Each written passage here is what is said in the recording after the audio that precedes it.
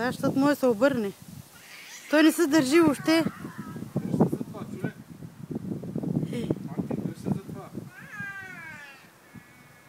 Трябва да му покажеш. Хвани се, мама, хубаво, с дръжките. Ага, той сега са кефи. Ай, силно се държи.